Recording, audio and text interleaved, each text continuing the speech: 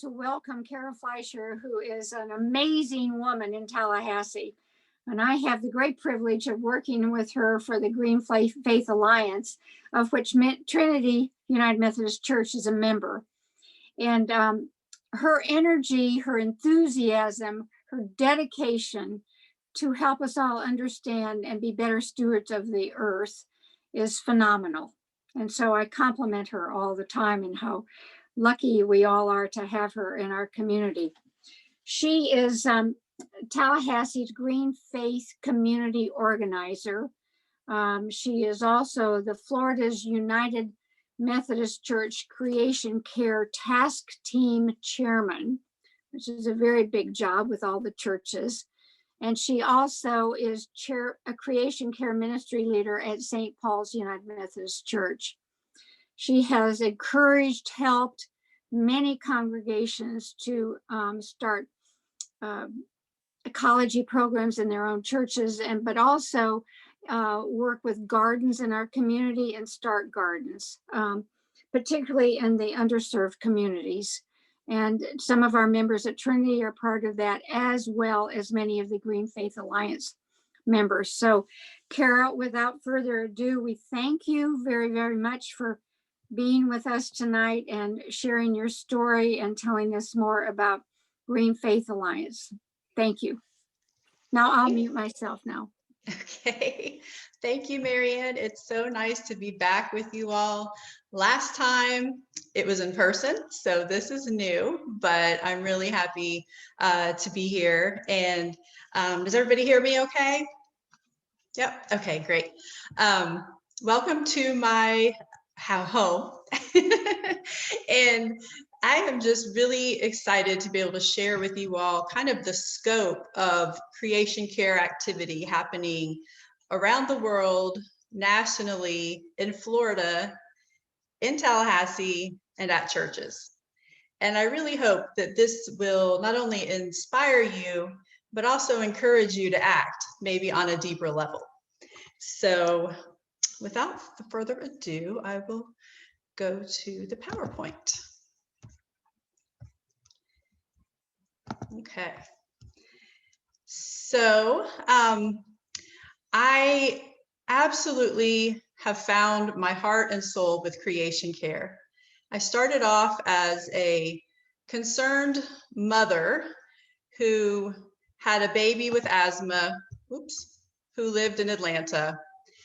And I ended up becoming a Citizens Climate Lobby leader. I was trained on how to lobby Congress. I joined Moms Clean Air Force and went to DC to speak on behalf of mothers who are concerned about clean air and climate change. And I was at my church at St. Paul's, and I asked my pastor, what's our carbon footprint here? And she said that, oh, you mean creation care? And I said, what? I had never heard of that before. And I was very involved with climate action and the environmental advocacy, but I didn't even know that my own church, Methodist Church, was incredibly dedicated and involved with this creation care ministry. So I started learning more, and I started our creation care ministry at St. Paul's. And that really became, let's see. So Nick says, are you seeing me, Nick, or the presentation? Just me? Okay. I like to jump back and forth when I'm just talking. Thank you, though. Kind of just looking at a slide gets a little boring. So my pastor, Candace Brooks, was very supportive. She said, creation care is wonderful, but we have no money for you. So you can have a ministry, but you'll have to figure out how to make it work. So we had an interest meeting, and everyone wanted to start a garden. And I had a couple of herbs in the backyard, but I was not a vegetable gardener. Well, the county, Leon County, has a $1,000 grant for new gardens. And I filled out the form, and we were given $1,000 that week. So it went from an idea to a concrete, we have a creation care ministry and we have a garden. So We put in our garden in about a month to get it ready for Earth Day. We had our first Creation Care Sunday, and we had a blessing of the garden, and our ministry was off and running.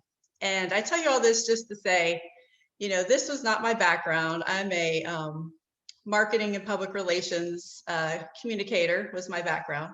But I found my true love with Creation Care, and it's been such an honor for me to dedicate this time. I work full-time as a volunteer, and it is truly the joy of my life. So thank you so much again for allowing me to be with you. That's kind of my story. All right, now I'll go back to sharing. Okay. I always love to start with a prayer, and I thought this one was really beautiful. So what I would love to do is I can say it out loud and you all can read along with me. We are having such a overwhelming day. I mean, after everything that's happened in the last 2 weeks, in the last year, in the last 4 years, it's been a great challenge, as you all know, especially for those who are involved with environmental advocacy. So I just would love for us all to just take a deep breath, to let this wonderful feeling of hope and peace just kind of fill us. And let's say this prayer together. It's called Help Us, Lord. Lord God, we thank you for the gift of life. We thank and praise you for the mystery of creation. We know that you are in us and we in you. Guide us, therefore, in our efforts to hand on the earth to future generations, so that others can seek to understand your will and purpose in the world. Bring your love to perfection and magnify your holy name. Help us overcome godlessness with love. Help us support and protect the victims of climate change everywhere, those who've lost their homes or livelihoods to the ravages of famine, fire, and flood. Teach us to live in peace and harmony with all creation. Lord, in your name, amen.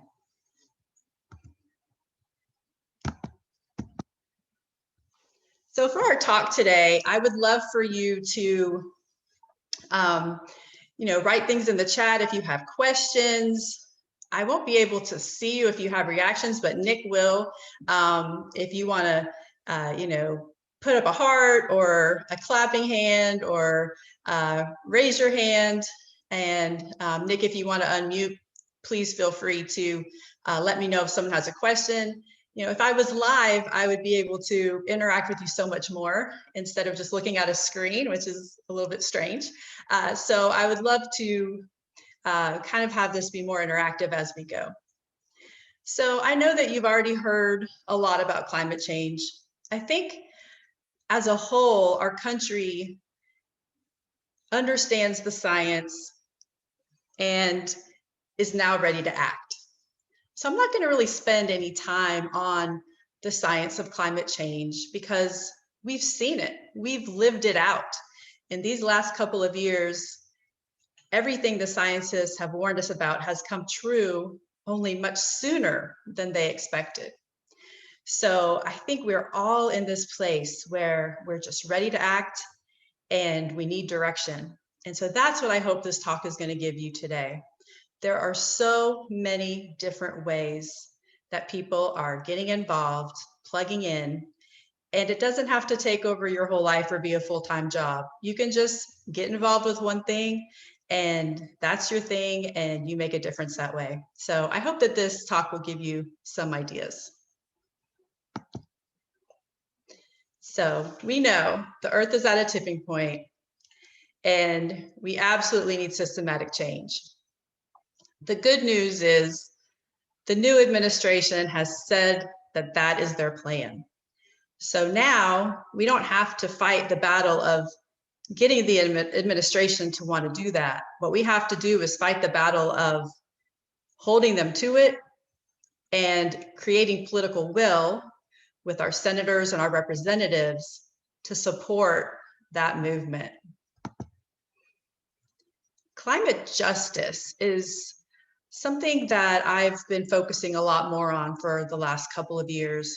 And you probably know what it is, but I'll just share it here, that it's the idea that the impacts of climate are not felt equitably among people.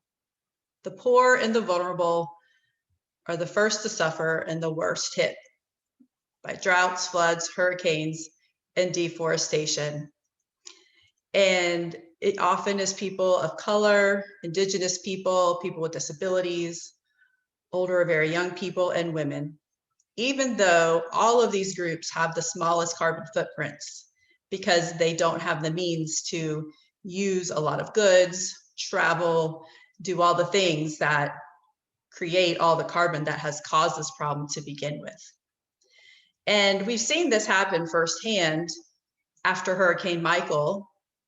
In Panama City, there is a large homeless population now that wasn't homeless before.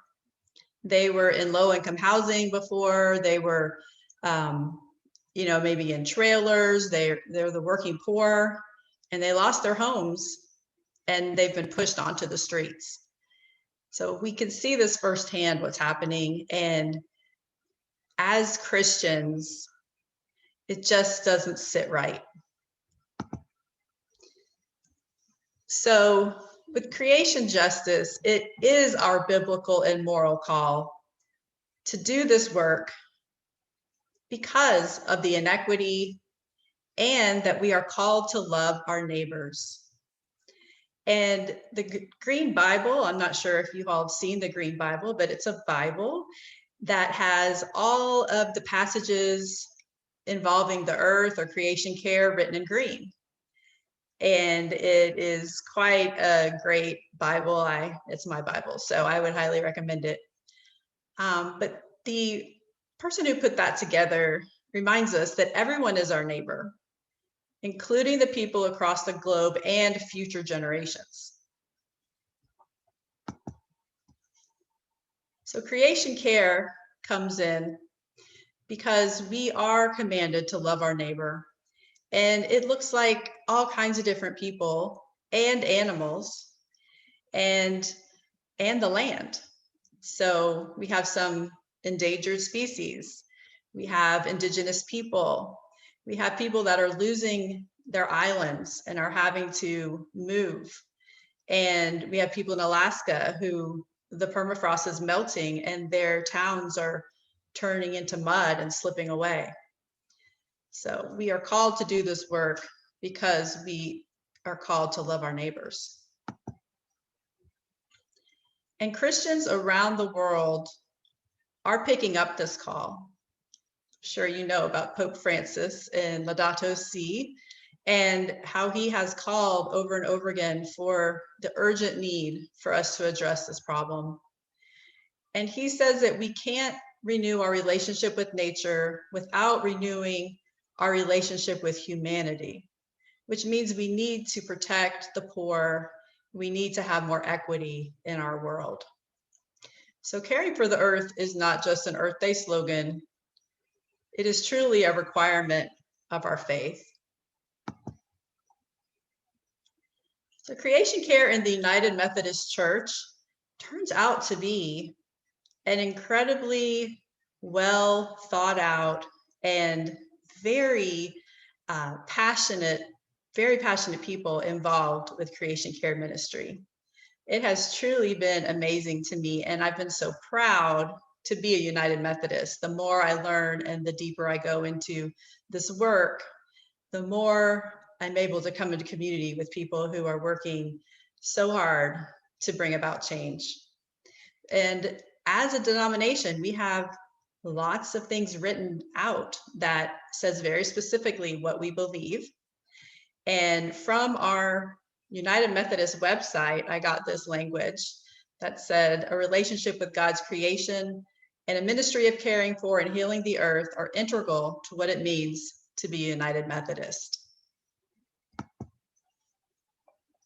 In 2009, before the Pope's Laudato Si, the UMC bishops wrote a letter called God's Renewed Creation, Call to Hope and Action. And unfortunately, a lot of people don't know about it. So I have some links that I've shared on these pages. And what I'd like to do is send Marianne an email tomorrow with all the links so she could share those with you. So you don't have to feel like you have to write them all down right now. But the bishop's letter said, God's creation is in crisis. And to fast forward, our neglect, selfishness, and pride have fostered a pandemic, poverty and disease, environmental degradation, and proliferation of weapons and violence. And unfortunately, we've seen all of this. I mean, pandemic disease is one of the impacts of climate change. And we've seen what it's done to our world in the last year. So we have social principles as United Methodists, and they were just updated for 2020. So I wanted to point these out to you as well. You can find this online. And we have a whole section called the Stewardship of Creation. And as you can see, there's all these different pages that goes into great detail about what we believe and why. So you can see we have destruction of ecosystems, global warming and climate change, food justice, all the way down, environmental racism. So I'm just incredibly proud to be a United Methodist and to have this strong stand on creation justice and climate justice in writing. So what we need to do is take this from words in a book and share it with our churches so it's not a secret.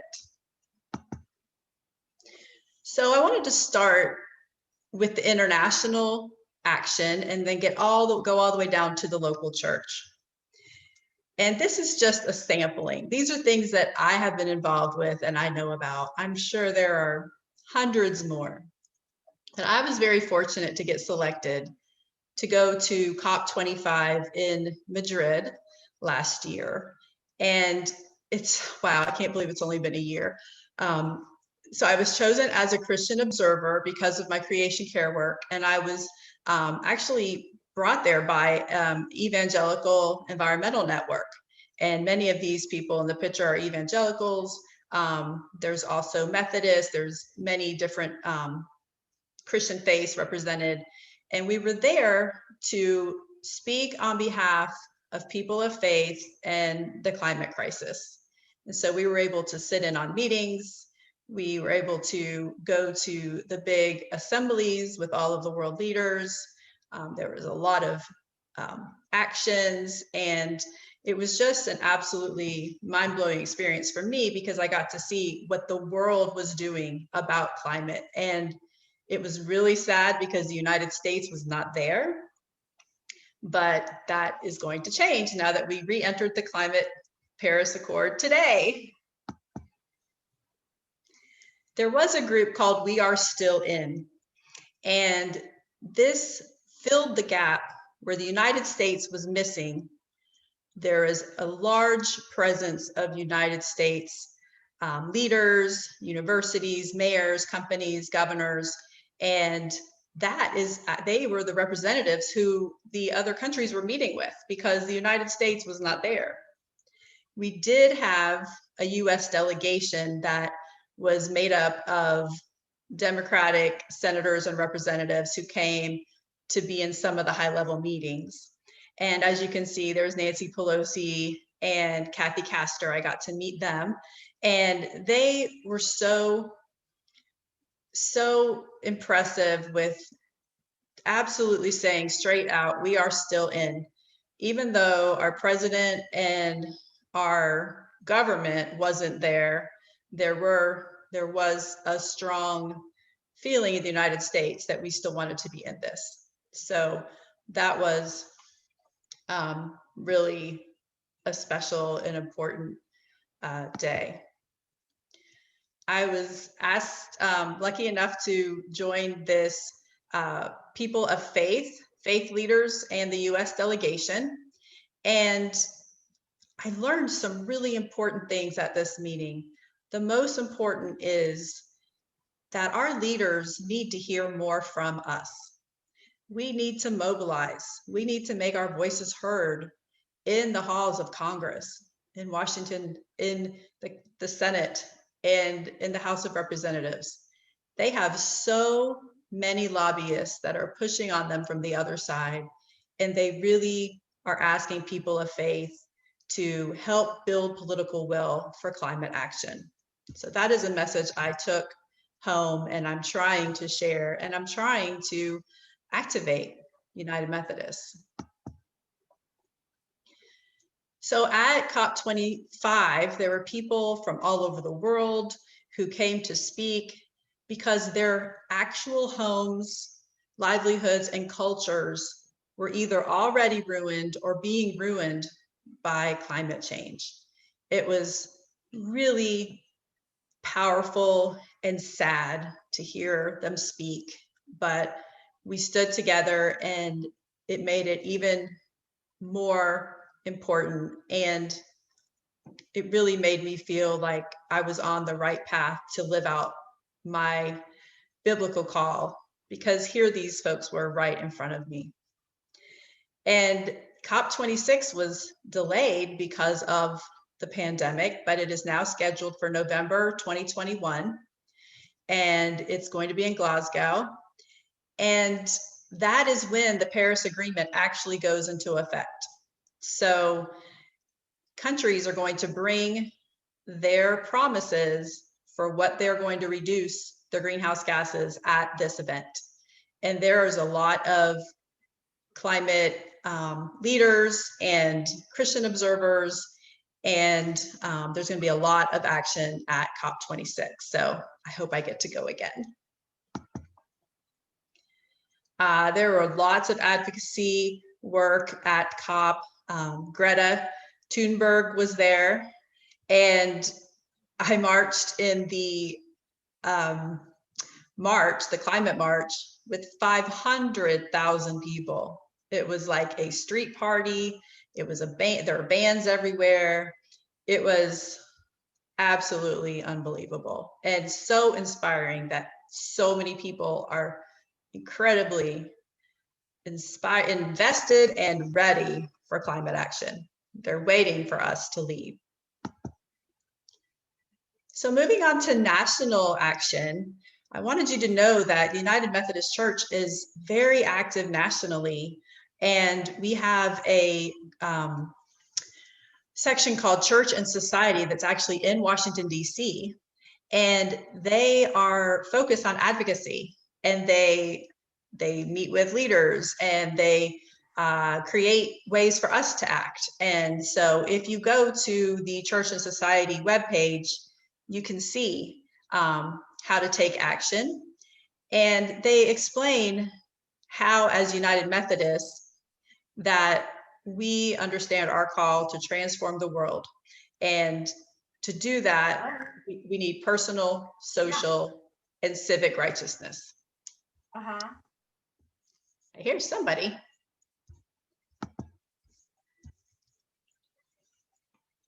Another couple of national groups I want to point out to you is Green Faith. And there is a new campaign called Sacred People, Sacred Earth Day of Action on March 11th. And that is going to be a really large movement all across the country. And Tallahassee Green Faith Alliance is organizing action. But if you go to the Green Faith website, you can see, you can sign on to the day, and you can learn how to get involved with local actions. Interfaith Power and Light is a wonderful group that's helping churches become more sustainable. And they have all kinds of workshops and resources to learn how to green your sanctuary and your church. Also, Global Ministries Creation Justice Movement is made up of people like me who are leading in their state, and so we come together and plan things for the national movement. So we just had a summit in October, and you can go to umcreationjustice.org to learn more about that action. This is a great group of people and they're all working very hard, and they've been doing this some 10, 20 years. Also, there is a Earth Keepers program that trains United Methodists to get more educated and skilled with creation care work and create projects for their churches and communities. I was trained 2 years ago, and we just had 2 Floridians trained in the Earth Keepers last training. So we're very proud of them. And the work is rooted in eco-theology, anti-racism, community organizing, and project planning. Okay, so moving on to the state, this is for Florida. We are the Creation Care Task Team, and our mission is to equip the local church to start creation care ministries. We have a lot of churches that do some activities that would fall under the creation care umbrella, and we are trying to help them create an actual ministry of the church for a few reasons. One is it helps everything in the church be seen through a prism of creation care and sustainability. It also is such a joyful ministry to be a part of. It's intergenerational. So we have grandparents with nursery schoolers doing planting seeds in the garden, or doing a cleanup, or going on, parents take their kids out on hikes. And it's just been such a great way for our community to come together through celebrating the earth.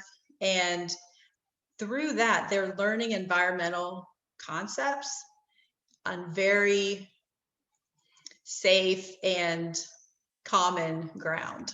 So I am a big believer that more creation care ministries will help raise awareness and help connect people back to God's earth. So our team started a plastic and foam free FLUMC movement last year, and we're continuing to educate on that. We're encouraging churches to ditch the plastic and foam in their sanctuaries. So that means use reusable mugs or switch to paper if you have to do disposable. And you know, if recycling is great, but it's better not to even buy it in the first place. We have a really active Facebook group, and we welcome everyone to join it and see everything that we're up to.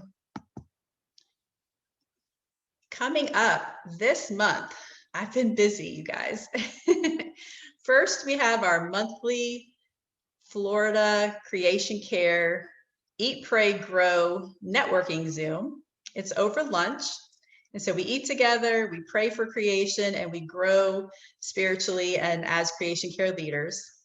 And it's every month, the 4th Tuesday of the month. So our next one is January 26th. Very happy that we're going to be having Reverend Jenny Phillips as she's the Earth Keeper training. She's going to talk about Earth Keeper training and the creation justice movement. So all are welcome.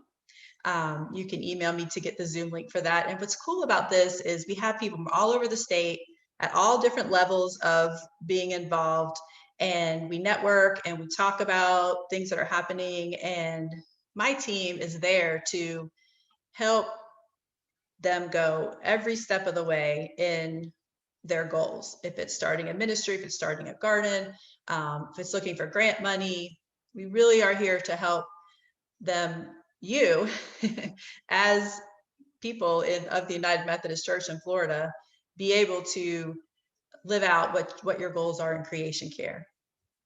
So that's our monthly meeting. We also have been putting together, working hard for about 6 months to put together a training called Start a Creation Care Ministry in 6 Simple Steps. And that's going to be January 29th. It's a Friday evening from 7 to 8:30. And we're really excited about this because we're focusing in on just how do you start this ministry. And we also got a grant to give a free training book to the first 100 attendees. So I would welcome anyone to join us at that as well. So locally, Tallahassee Green Faith Alliance is a network of churches and temples and really any house of worship. We have Quakers, and we come together because we are advocates for taking care of the earth. And we used to meet at a different house of worship every month, and we would learn about what they were doing. We would have lunch. But since COVID, we've gone online. And so we have our meetings the second Thursday of each month. And we have taken on gardening in the community. So on the right is Maisha Mitchell, and she runs Tallahassee Food Network and the iGrow Garden in Frenchtown. And we have a group called Divine Dirt who goes every Monday to the Frenchtown Garden to help grow collard greens. And the summer we grow a lot of tomatoes. You see Parker here in the middle. He's picked a bunch of collard greens. And we do that every week. And it has grown beautiful relationships, really put us in the heart of what we want to do, which is to support our local community. And it has helped us increase race relations. And it's just really been such a wonderful opportunity for us. If you look over Maisha's picture, we were actually at the Seminole Heights Garden, where we took it from a fallow community garden that hadn't been used in years, and we transformed it into a functional garden fully planted with collard greens. We did that in just a couple hours. So we have the volunteers. We're looking for ways that we can help. And we're looking for community gardens. We're looking for churches that want to start gardens. So if you're interested in joining us at Tallahassee Green Faith Alliance, all are welcome. And it truly is open to everyone. And we have a lot of ideas of things that we do, including advocacy and other interfaith sharing. And it's just been a really wonderful experience. So other ideas that are happening locally is farm gleaning. This comes right out of the Bible, and we're able to go to different farms and glean and then pass that food forward to the food bank. This was a farm where we got sweet potatoes. And last weekend, actually Monday for Martin Luther King Jr. Day, we went out to a Satsuma farm in Cottondale, Florida, and picked Satsumas that's going to be forwarded to a food bank. So that has been a really great activity. And this is before COVID, so it seems weird that we're all close together without masks, but now we all wear masks. So I would encourage you, if you don't have a official Creation Care ministry, to consider starting one. And I will be happy to help you get started. Come to our training. It's really not a difficult thing. And what it does is it just helps spread the word about Creation Care throughout your church. So I'm not going to read all of those, but if you come to the training, we go through each of these in detail. So Creation Care Sunday is also a great way to bring attention to Creation Care issues and the ministry. And to share it from the pulpit is really important. And that's something that we are not seeing a lot of, unfortunately, in our state. And that's something we're trying to equip pastors and encourage them. And, pastors want to meet their parishioners where they are. And so when we started the Creation Care Ministry, and we have a lot of people that are involved and active, our pastors now are preaching on the environment and Creation Care a lot, way more than I know about. I just show up online for service and it's another Creation Care sermon, and it's just so wonderful to me. I feel like that's the goal, is Creation Care has just been infused in the life of our church and embraced, and we have people of all ages and persuasions as far as politically. And because we go at this with love for the earth, love for God, love for people, love for animals, and we just meet people where they are, and we consider the environmental journey almost like a faith journey, where people are not ready to hear the whole ugly story about climate change, perhaps, but maybe they're ready to garden or to take a hike or to hear a sermon about how it's biblically, part of our calling. And so I feel like creation care is a way to reach people that we wouldn't be reaching otherwise, and to show them the love and the beauty behind this movement. So you can also make your church a green sanctuary, and you all might be doing some of these things already. I bet you are. But there's a lot of options there, like recycling and composting, and all the way up to going solar and divesting from fossil fuels. You can have green events. Our MOPS group, Mothers of Preschoolers, switched to green events, which means we started using the kitchen plates and cups and forks and everything. And we saved $800 in 4 years, and 18,000 items didn't go into the trash can. So that was pretty exciting. Blessing of the animals is so much fun. And this is something that people love to bring their pets out to. And our pastor, Candace Brooke, is there blessing my dog, Maddie. And she has her dog there in the other picture. And it's just another fun way to involve our church community in creation care. Going on youth group activities like hikes and outings has been a lot of fun for our youth group. And the neat thing is I got this grant to do a project called Lighting the Way. And I was able to invite FAMU Wesley, New Life United Methodist, and our youth group at St. Paul's together to do group outings. And this was to encourage race relations and education on creation care and the environment. So what's wonderful is now that it's COVID and many of the activities have had to stop, the kids are still hiking with their masks on, socially distanced. And it's just really a beautiful thing to see that they're wanting to do that on their own. Once COVID's over, we have a paddling trip planned. So we're really excited about that.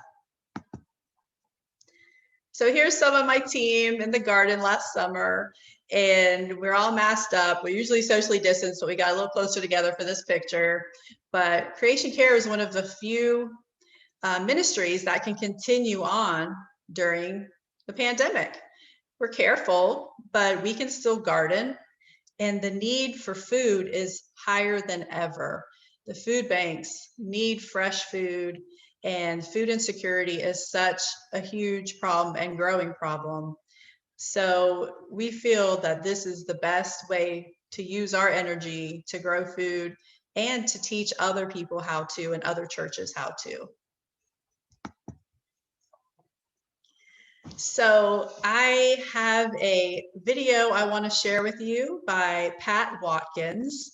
He lives in North Carolina, and he has been part of the national creation justice movement for maybe 20 years. And he put together a devotion and a compilation of actions that people are taking, United Methodists are taking all over the country and all over the world for our last summit. And so I thought it was something you might enjoy. So let me switch over to that.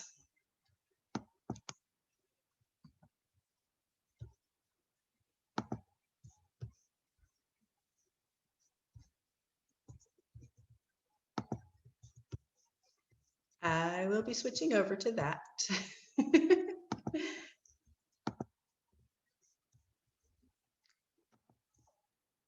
Let me go ahead and click on that.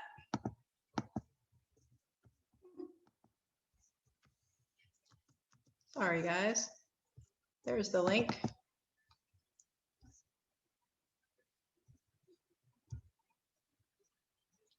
Just a moment. Okay, now let me go back and share that screen. Technology is so wonderful. Okay, Share. 2. Thank you for your patience.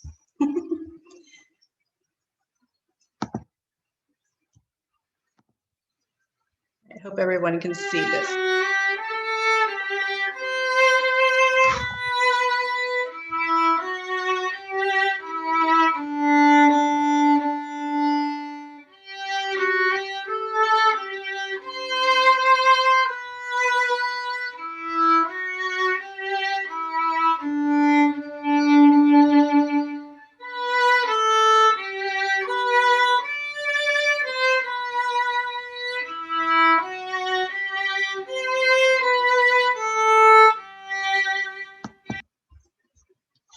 Okay.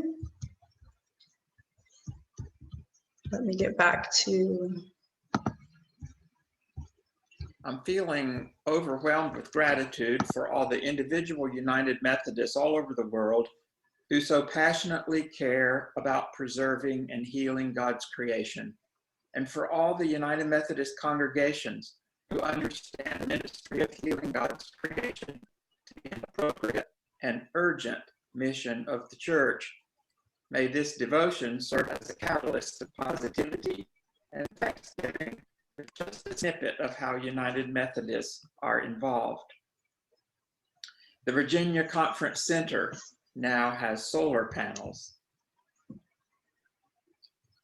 Stewards of God's Earth, the Tennessee Conference Creation Care Ministry team plants trees and organizes an electronic recycling day. St. John's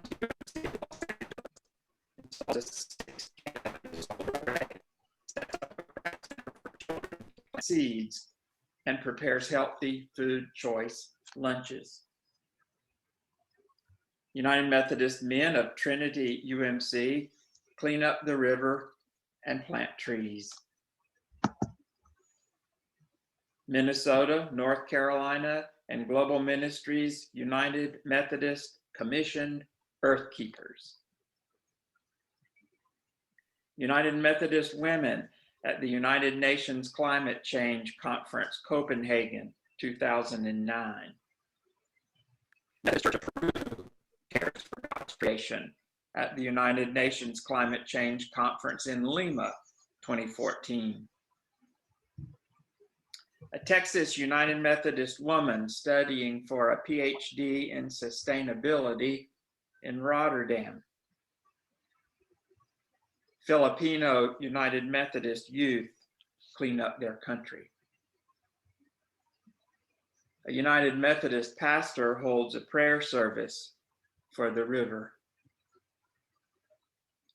United Methodist Global Creation Care Ministry team at the United Nations Climate Change Conference in Lima, 2014. Shamiso Mupara, a United Methodist woman from Zimbabwe, throughout Zimbabwe using the connectional system of the United Methodist Church in an effort to combat deforestation in her country. To date, she has planted thousands of trees and promises by the time she's 40, she will have planted 40,000. United Methodist presence at the Climate Change March, Raleigh, North Carolina, September 2019. The Florida Annual Conference tames the plastic monster. Church Garden, Columbia Drive, United Methodist Church. Boulder, Colorado holds monthly protests against environmental harm. Silverware Landing Library, First UMC, Cary, North Carolina. The Giving Garden of First UMC, Franklin, Tennessee. United Methodist professors from Africa University, Zimbabwe, Oklahoma City University, and Garrett Evangelical Theological Seminary lecture about Christian responsibility to care for God's creation. United Methodist Church sponsored eco-congregation training in Zimbabwe results in cleanup efforts in Mutare. Middletown, Glenmar, and Colesville UMCs participate in the Sudbury UMC, Sudbury, Massachusetts, installs solar PV panels. United Methodist joined 350,000 other concerned citizens team. For these individuals and churches, and thousands more all over the world just like them, we give to God for calling all of us, and for calling Methodism as a denomination to care for and heal God's creation. The mission and ministry of our local churches must respond to God's call and to the groanings of creation to transform the world, to transform the planet for the sake of the gospel of Jesus Christ. Amen. I'm feeling overwhelmed with gratitude. There we go. Okay, stop share. All right. So that is the presentation, and I would love to take any questions or just hear what you guys think. You can raise your hand, or you can just unmute yourself and ask a question. Anyone? I covered it all, huh? Kara, you gave us so many opportunities for service. And I would like to have you specify what you think Trinity United Methodist Church could do first off to become part of the Creation Care Ministry and then lead us forward. I took notes, and I think there are so many ways that we could be a part. We already are part of the Green Faith Alliance, but we have not really established a Creation Care Ministry. And I would like to have your advice about that and see what you think we could do going forward. Absolutely. Well, I would recommend that you come to our training. Yes. Because that is going to be the whole topic for an hour and a half. And I also am happy to meet with you Zoom one-on-one, or if you have a couple of people who you think are going to be kind of the natural leaders to start one, I would be happy to do that. You guys are in my district, so that's my job, is to really walk hand in hand with the Northwest District. But truly, the training is coming up very soon, and that is going to be the whole focus. It's on January 29th, that Friday night, and I will send you, Marianne, the link for that. And everyone is welcome. So, truly, it takes everyone who's interested and excited about it to come together and just begin. And we'll give you a very specific list on how to begin, and even a Kindle book that takes you through the whole process. We got a grant to be able to give out these Kindle books that share it. But I really do. I'm excited that you want to start a ministry, because you all do so many great things that fall under a Creation Care Ministry umbrella. But to actually have the ministry, I think, would just help you amplify it throughout the church.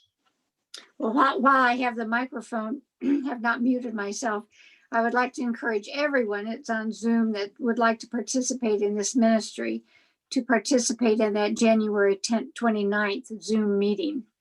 I think it's necessary that we have a team and not just go it alone. So please engage in this. And if you passionately care about Creation Care, please join us on the 29th. I saw Leslie Absolutely. had a question, and Arnie, Linda, and the Gills have a question. So Leslie, if you want to unmute, and then Rogers will get y'all.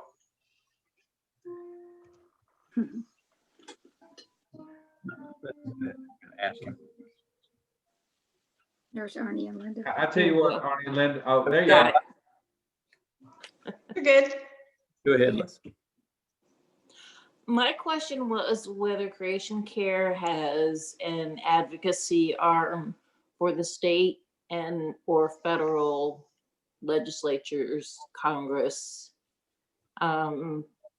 Obviously, Florida is rolling into session very quickly, and it's those leaders that can really do large change. Absolutely. Well, we definitely do on the national level. That is the office that's in DC, but we're really not doing much on the state level, which is what I want to change. And we are actively looking at the bills right now. I'm involved, I'm on the board of Rethink Energy Florida, and we have a lobby day called Reclaiming Florida's Future for All. And I am going to actively promote that to Tallahassee Green Faith Alliance and to the Florida United Methodist Creation Care groups to get involved. And it's online this year, so that's pretty great. But what they do is they evaluate all of the bills for their environmental importance, and then they, along with Sierra Club and probably 5 other organizations, get together and create this lobbying opportunity for citizens.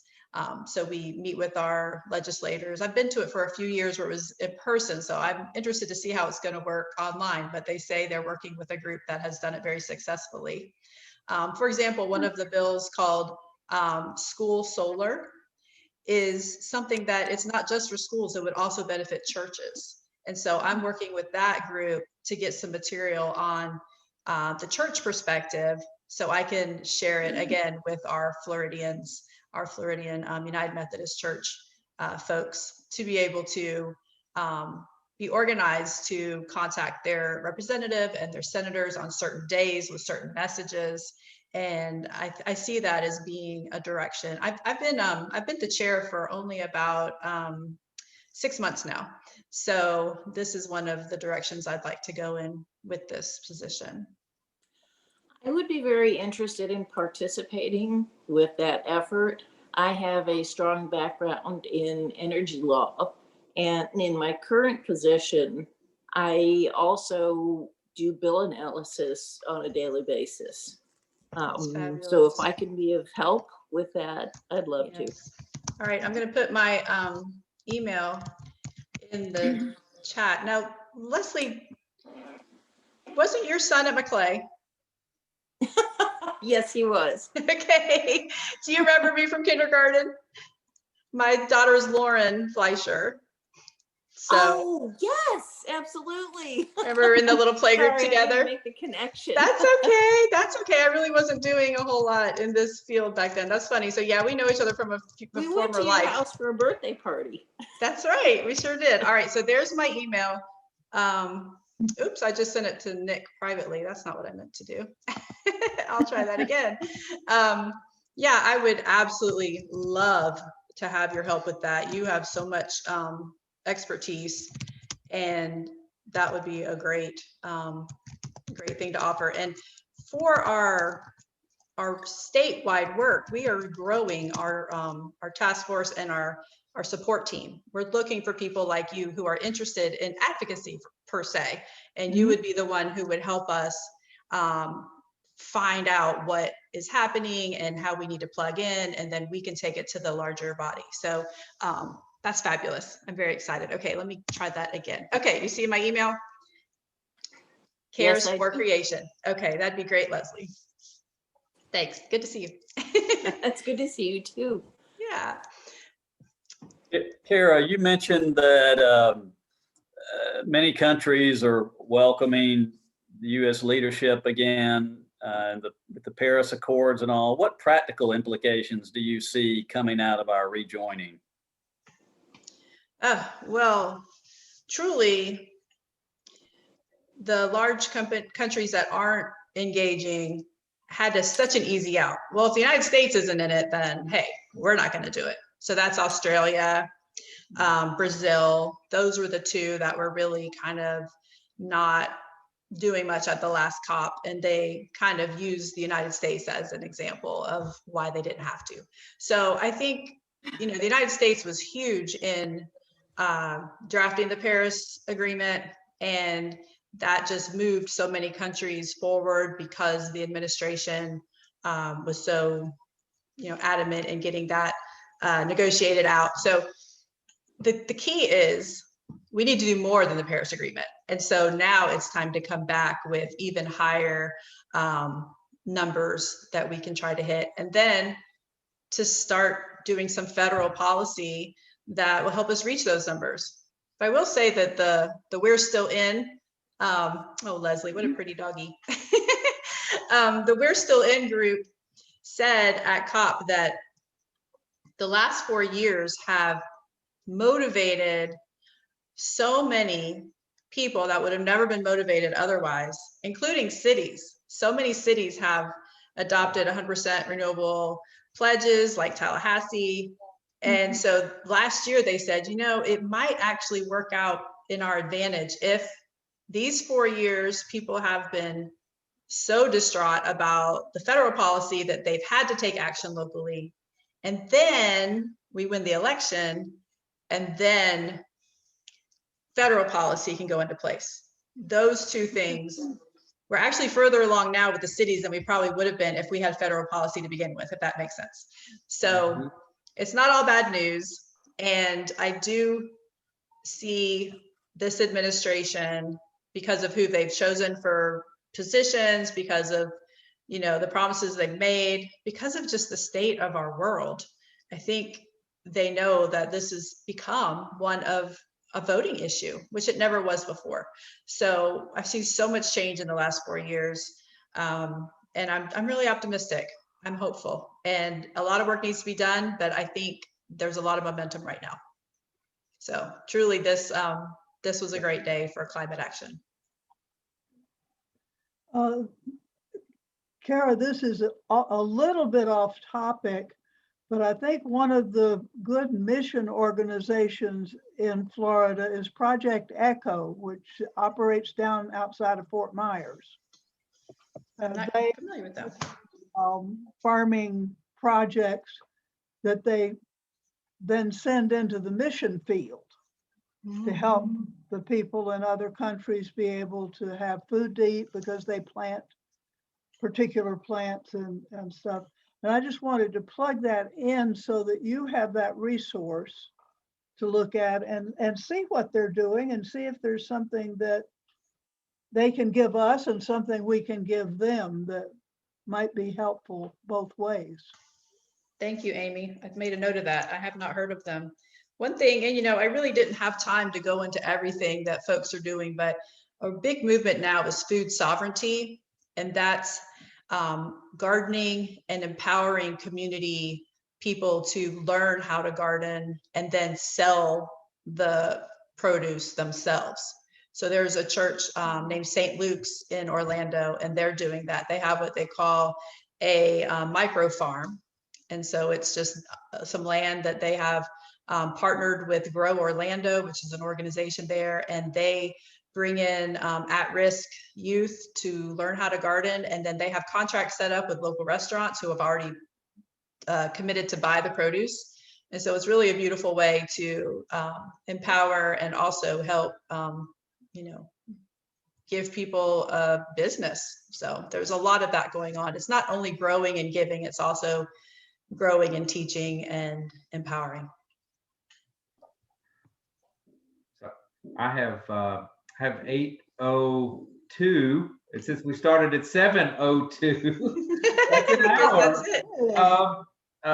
Do I have a last question? I think we can entertain one more, Kara, if you're willing to do so. Yeah, I am. If anybody has one, and if not, Mary Ann and I will get together and I will make sure that all the links are distributed to everyone who has signed up for this course, and also any info on the event on the 29th that we need to share.